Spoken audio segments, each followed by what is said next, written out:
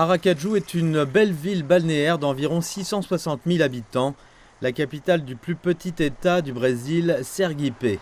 Mais sa situation en bord de mer, dans une région riche en mangroves et en rivières, pose également des problèmes d'infrastructure. Une grande partie du territoire d'Aracaju est vulnérable aux inondations et cela entrave sérieusement le développement social et économique de la ville. Toute cette eau est arrivée après seulement quelques heures de pluie dans la matinée. Et il faudra peut-être plusieurs jours pour qu'elle s'écoule. Un habitant de la région nous a montré des images de sa caméra de sécurité montrant la rapidité avec laquelle l'eau monte les jours de pluie. Roberto tient un atelier de réparation de téléphones portables au rez-de-chaussée de sa maison, tandis que sa femme vend des vêtements à côté. La pluie est néfaste pour leurs affaires. Nous sommes des commerçants et nous avons besoin que les clients puissent accéder à nos magasins. Pendant la saison des pluies, c'est plein d'eau.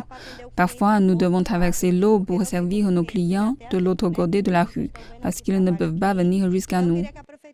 Pour régler ce genre de problème, un projet d'infrastructure de 105 millions de dollars appelé Aracaju Ville du Futur est actuellement en cours. La nouvelle banque de développement, la Banque des BRICS, s'est engagée à verser 84 millions de dollars.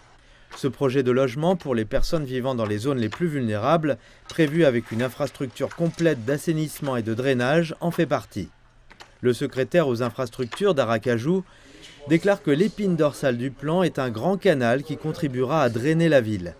Les autorités locales sont en train d'élaborer des plans avec le gouvernement fédéral pour obtenir les fonds. Lorsque la banque a vu que notre situation financière était saine, elle est venue nous voir et nous avons été intéressés par ce qu'elle avait à nous offrir. Leur taux d'intérêt était très intéressant. Cela a été une bonne expérience car nous avons le sentiment que la banque est prête à investir.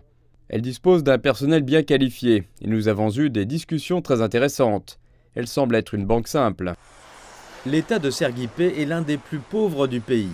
Les projets à impact social font cruellement défaut dans cette région et peuvent à long terme contribuer à son développement économique.